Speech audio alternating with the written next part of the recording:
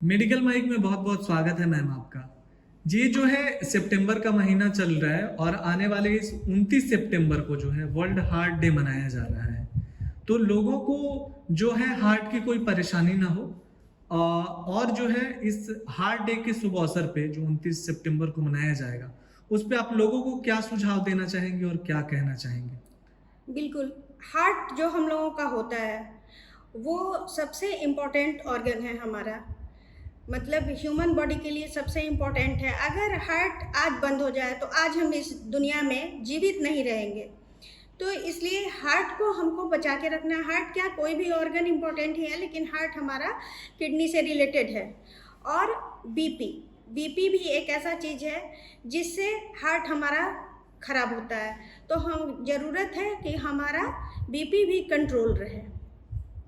तो हार्ट को बचाने के लिए सबसे पहले तो हम अपने विसरल फैट अब किसे कहते हैं, तो विसरल फैट है जो हमारे ऑर्गन के इर्द गिर्द फैट होते हैं, जो बाहरी क्षति होने से बचाते हैं हमारे ऑर्गन्स को, उसे विसरल फैट कहते हैं। यही विसरल फैट अगर बढ़ जाता है तो ये विसरल फैट को हमको बढ़ने नहीं देना है। बढ़ता है तो हमारा हार्ट डिजीज शुरू हो जाता है वहाँ से।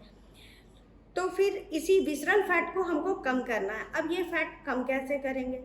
तो कम करेंगे हम अपना वॉक करके कर सकते हैं, मेडिटेशन करके भी कम कर सकते हैं। ऑक्सीजन का लेवल हमको बढ़ाना है।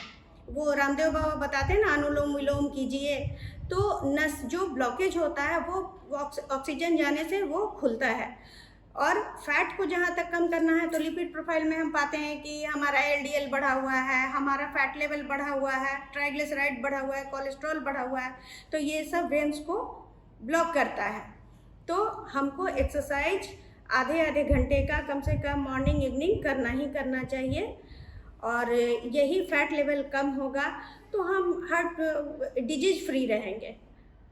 मैम, जो अक्सर देखा जाता है कि हार्ट में क्लॉटिंग वगैरह की समस्या आती है, हाँ, तो वो डाइट का उसमें कितना ज्यादा रोल होता है? डाइट का बहुत रोल है, क्योंकि फैट बॉडी हम ले रहे हैं। और आजकल आप देख रहे हैं कि रिफाइंड ऑयल को कितना लिया जा रहा है, कितना खाया जा रहा है। तो रिफाइंड ऑयल को कम्प्लीटली बंद करें। और अगर हम जो भी तेल वेजिटेबल ऑयल लेते हैं उसमें 1:1:1:1 का ये हम लोग रखते हैं रेशियो अनुपात। होना जैसे कि 1 चम्मच है ये आपको सरसों का तेल, तो 1 चम्मच ऑलिव ऑयल और 1 चम्मच घी।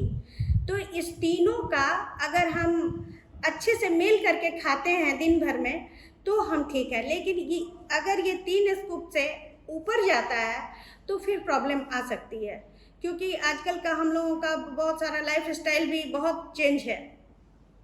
इसलिए हमको चाहिए कि हम ऑलिव ऑयल अगर खाएं तो बहुत ही अच्छा होगा हमारे लिए, क्योंकि ऑलिव ऑयल में ओमेगा 3 है, विटामिन ई है। ऑलिव ऑयल में सब कुछ मिल जाता है। और ओमेगा 3 जो होता है वो हमारे हार्ट ब्लॉकेज को कहीं ना कहीं कम करता ही करता है। तो मैम, मेरा आखिरी सवाल आपसे ये है कि इस हार्ट डे पे, वर्ल्ड हार्ट डे पे, आप लोगों को, जो लोग इस बीमारी से जूझ रहे हैं, जिनको हाई ब्लड प्रेशर है, बीपी की बीमारी है, तो उन लोगों को आप खास तौर पे, क्योंकि जब किसी को डिजीज ये होता है और जब अटैक की समस्या आती है तो उसमें जो है वो एक पैनिक सिचुएशन आ जाता है, वो काफी चिड़चिड़ा रहता है। तो उन सारे चीजों से बचाव के लिए आप क्या मैसेज देना चाहेंगे इस हार्ट डे पे? उन लोगों को चिड़चिड़ा नहीं होना है, ठीक है। जब पेशेंट को हार्ट अटैक आता है उस समय के बाद जब वो स्टेबल हो जाते हैं, जब वो चलने फिरने के लायक हो जाते हैं, उसके बाद वो एकदम नियम से वो टहलें। तो जो टहलना मस्ट है, क्योंकि टहलने से हमको ऑक्सीजन भी मिल रही है और हमारा फैट लॉस तो हो ही रहा है, मेटाबॉलिज्म तो बढ़ ही रहा है। तो अगर हम ये कह देंगे और टाइम टू टाइम अपना मिल लेंगे हाई फाइबर डाइट। अब हाई फाइबर डाइट में हम फल लें, सब्जियां लें, हरी पत्तेदार सब्जियां लें, इन सब चीज़ को, और फैटलेस दूध जो जिसमें मलाई बिल्कुल ना हो, और काऊ मिल्क अगर हम शामिल करते हैं तो हम बिल्कुल हमारा स्वस्थ हो जाएगा हार्ट और हम सही रहेंगे। और मेडिकेशन तो डॉक्टर दे ही रहे हैं।